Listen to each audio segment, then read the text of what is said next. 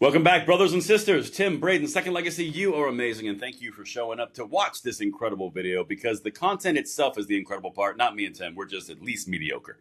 But the good news is this is about helping out some veterans because it turns out that 270,000 people, veterans specifically, had their gun rights stolen by the Biden administration. We're going to walk through the entire thing right now. This video is actually up by Eli Crane. So this is an actual House of Representatives member.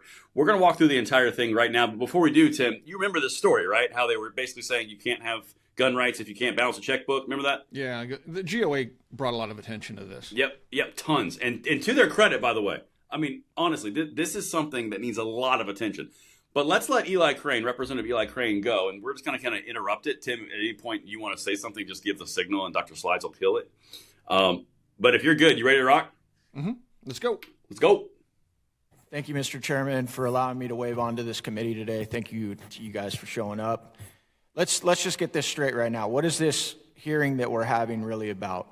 It's really about whether or not unelected bureaucrats can strip away Second Amendment God-given rights from our veterans if they need help managing their finances or their assets. Is that correct?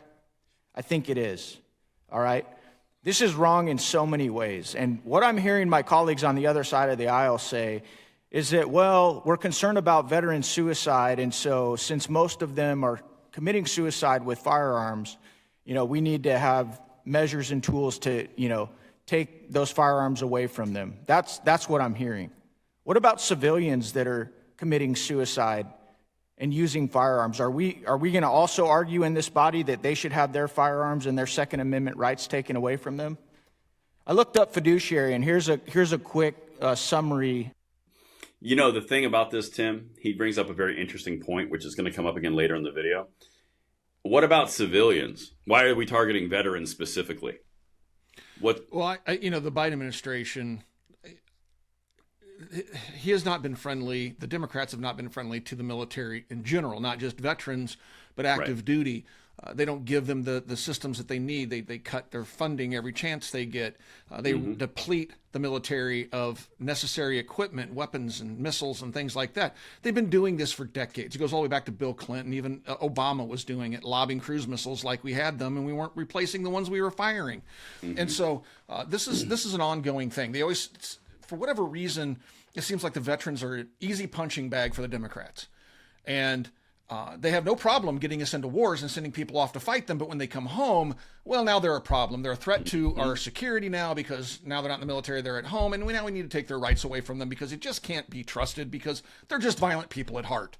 I mean, it's just insanity. I mean, go fight our wars. Hopefully you don't get killed. But when you come back home, we're going to strip you of all your rights because we don't really trust you much anymore because we don't have a leash on you. That's it, dude. That's the part that genuinely gets me really fired up and heated up, because my viewpoint on this is the veterans that we have in this country and the active military. It's not just the veterans, but the active military as well. They put themselves in sacrificial positions for something greater than themselves, right? I mean, they are genuinely putting their own body, mental welfare, emotional welfare, their physical welfare in harm's way for us, right? For something bigger than themselves.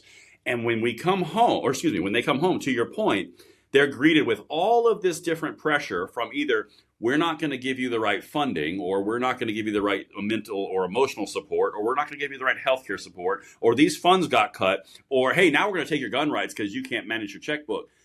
It's so infuriating because if you truly wanted to get to the cause of the problem, which it is a massive problem, self-inflicted harm is very sad in our country, particularly around veterans. You want to take more things from them when they've already given so much. That is not good. No, and if somebody is truly wanting to hurt themselves, do you think it's a good idea to start stripping them of their rights?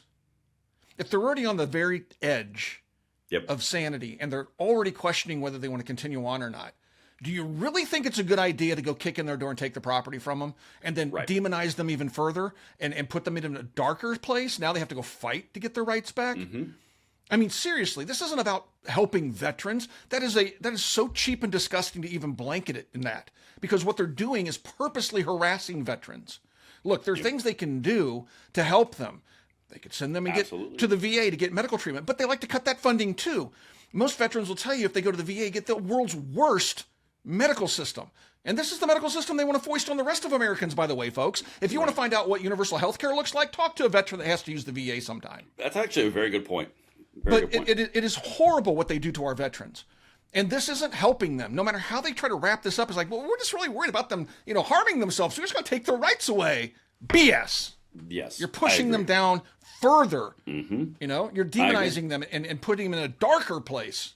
Yeah, I completely agree. Crazy. In fact, Representative Crane is about to hit something very similar to what you just said. Dr. Slides, good to go. Definition: someone who is legally obligated to act solely in the best interest of another party managing their assets or affairs. There are many people I know, and I'm sure many of you know people out there that need help managing their assets or their affairs. I'm sorry, but I don't remember in the Constitution where it says if somebody needs help managing their assets or their affairs that they should have their Second Amendment rights taken away from them. And when it comes to suicide, a lot of these individuals, a lot of veterans, and there's 4 of us on this panel right now that are not only veterans, but we're all from the special operations community who I think are against this will tell you this right now. Many of our veterans that are struggling with PTSD and have some of these issues that we're talking about here today, one of our biggest issues is fear and trauma because we thought we might lose our life or we lost our life in battle against other people with guns. If you want to increase veteran suicide, take some of these issues who are afraid, isolated, and alone, and take away their ability to defend themselves. That's a really good way to actually increase what the... Yeah. That's what you just said. I mean, like, right. That's a different angle on the same point. But Right. But also you're not only just taking away their ability to defend themselves, you're making them less of a man in many cases because you're not to be trusted. Thank you for your service, but give us your stuff. Emasculated, right? And that is even more insulting. If you're already on the brink and you have somebody come up to you like, hey, we hear you're having a hard time. We're here to take all your stuff. Right. That's the wrong answer. Yes. And what you just said is the bottom line. And I think this is a very important point to drive home before we continue with that video. If that's something that you guys are struggling with, or someone's struggling with this, there are institutions, there are full support levels. Please reach out to that. Please. You are the best and brightest. Please. Yep. Call somebody. Call a family member. They will help hopefully listen. It but is a massive problem. It is a massive problem. You don't fix it by further demonizing people and stripping them of their rights. That's exactly not correct. Help people. Yeah. That's exactly correct. And that's the bottom line that I want to drive home with this is he's got some very good points here.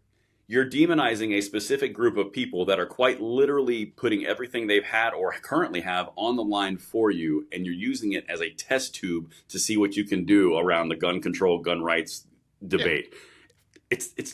It's for them, it's an incremental win, right? They'll take it anywhere they can. Yes, So correct. are they purposely targeting veterans? Some maybe not. Some are just taking, well, this looks like an easy win because veterans have a higher suicide rate. So let's go ahead and target them, and then we can get our foot in the door with gun control, then we can spread it more widely, right? So there's an element of that as well. So yes, some of it is targeting veterans just because they hate veterans. It goes, guys, just go back 40 years in American history. They were spitting on veterans coming home from the Vietnam War. The general leftist public was. Yep. Okay. Now these people have positions of power, and their children now have positions of power. That's a good and angle. they still harbor the same hatred towards our government, towards our imperialism and our troops. And that's actually a really good point. In fact, let's keep going with Eli Crane because you guys are on the same vein. These guys say that they're trying to stop. All right. I want to ask you guys a question. At any point, does the VA have to establish that a veteran is a threat to themselves or a danger to others when administratively reporting a veteran with a fiduciary to NICS, which again is the National Instant Criminal System? No. Okay, thank you. Does having a fiduciary alone mean that someone is mentally incompetent or mentally deficient? No. Is there any data? Hold on. Is there any data correlating having a fiduciary or being associated with increased risk of homicide or suicide? No. All right, Tim, this right here defeats any and all advocacy for this point across the board. Yeah. Because what do you think? Common sense would destroy this argument, but well, you would not so think, common. but sometimes you just need that little bit extra. he literally just got all no's from the questioning. Is there any increased risk from anybody with a fiduciary? No. Is there any data to support that there's a higher risk from anybody with a fiduciary? No. Is there any correlation between not managing your money and this risk? No. Then what are we talking about? Right. It's almost like gun control anywhere and everywhere is something that they want. Weird. Yeah. It's bizarre. Answers right there show the American people exactly what's been taking place here. Violation of Second Amendment rights without due process. Captain McCormick, is it due process to have unelected bureaucrats making a designation about a veteran's mental state or, need of a fiduciary? Is that due process, sir? No, sir, it's not. Why do you think it's important that, for our constitutional God-given rights to be stripped of us, why do you think it should be necessary to have due process, sir? Well, so that we can ensure that that doesn't happen. Because if it happens to us, it looks like we're almost in this socio class that they're testing this on almost. And I'm not trying to be, have a conspiracy theory, but we're the only class of citizens that they do this to. Yeah, and my colleague, Mr. Self over here, I believe you were Special Forces, is that right, Mr. Self? Yeah, he brought up, is there any other class of people that's treated this way? No, No. Why is it fair for veterans to be treated this way? not. It's unfair. How many veterans have lost their Second Amendment rights, to your knowledge, Mr. McCormick, because of these, overreaching VA regulations? I think the number was just over 270,000, sir. Yeah, that's what I saw as well. And that's why this is my bill, H.R. 496. Okay, That's so he's putting. incredible. Isn't that insane? I mean, Over 250,000 veterans. a quarter of a million. And keep in mind, they're talking about no due process. And what is due process? Due process means there has to be a legal basis for what they're doing. Then you go before a judge, you face your accuser, and then you have a hearing. And then after the outcome of that hearing, then it's decided by a judge or a jury, I think a judge in this case, and then a decision is made, okay, we need to intervene here. That is due process. What is not due process is having some unelected bureaucrat hidden behind layers and layers of anonymity going, yeah, John Doe, no guns for you. Bounced a check 2 weeks ago, no guns for you. It's like, this is not how it's supposed to work in a free society, especially when you take your warriors that are fighting for that freedom and then do this to them. This is the ultimate in face slaps, and this is the ultimate in absolutely just being totally disrespectful to those that would literally lay their lives on the line so you can sleep safe at night. Democrats. 100%. Bro, you said that so perfectly. Legitimately, something that he said in there, not what Tim said, what Eli Crane said, the specific of targeting a group of people that did this for others is particularly disgusting. And I know Tim will, so I can speak for both of us. We will fight this any way that we possibly can. I guarantee you that. However, when you're talking about this witness, he just said something very interesting. It's almost like we're targeted as a test case and example for the rest of the population. Do red flag laws bring anything, guys? Because what you're watching right here to the veterans through the Veteran Administration, the executive bureaucratic state, is the disarmament of 270,000 people for reasons that they just adjudicate with no due process. That is the exact same problem with red flag laws that are catching like wildfire in liberal states. This is a big deal, guys. Yeah, it's incrementalism. It's them working angles. But yes, they do target the veteran community because it's awfully easy to target them, right? It's a relatively small community, and it's easy to say, well, this person was exposed to combat, so they have PTSD, therefore they shouldn't have access to firearms. Really? You had no problem giving them access to firearms when you put them over in the sandbox and let other people shoot at them. It's not a problem giving them a gun over there, but when they come back home, no guns for you. You might be have a little bit of anxiety because of what we put you through.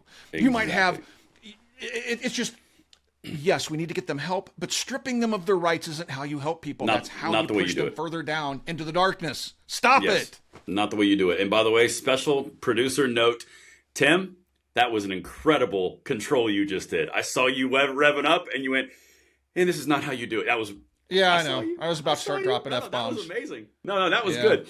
Let's get back to the representative, and he's got a little bit more. That would not only stop the VA from doing this in the future, but would restore the God-given constitutional rights to these veterans. We need to get behind this, and I hope my colleagues on the other side of the aisle, many of them who are not veterans, would take it maybe from the veterans up here who are saying, hey, this isn't the way to do it. And Mr. Washington, God bless you, sir. Thank you for your service, and I am dearly sorry for the loss of your son. I mean that. But Mr. Washington himself said when he was feeling suicidal, what did he say? He was running red lights on his motorcycle, hoping that somebody would end it quickly, or he was thinking about jumping off a bridge. So let's be really clear in here right now. If we're going to have tough conversations, let's have tough conversations. There are numerous, countless ways to commit suicide. Taking firearms and constitutional rights from veterans away is not going to help. It's actually going to hurt our veteran community. Thank you. I yield back. Done. Perfect cap. Yeah. And it's absolutely true. Perfect. Look, a firearm isn't the only way people commit suicide. And if you take the firearm away, they're just going to find another method. But in taking the firearm away, you've now publicly called them out. Now they're not just dealing with things internally. Now you've made it quite public. Because when the police come and take your guns away from you, the whole neighborhood knows that they just carried firearms out of your house. Right. You're just making the situation worse. This isn't how you go about helping people. This is how you go about demonizing people and making it even more difficult for them to get the help that they need. Dude, absolutely perfect. The last thing you're going to hear from me on this one is, guys, if you are in this scenario or you know someone in this scenario, please reach out. Family member, friend, helplines, veteran support, anything, please. Because you are the best and brightest that we have. And we owe it to you to help you in that case. Not listen to these jackwagons try to take your rights. And you do have allies out here, too. We have a lot of allies. Absolutely. God bless our veterans, folks. Thank you for watching Second Legacy, and we'll talk to you guys soon.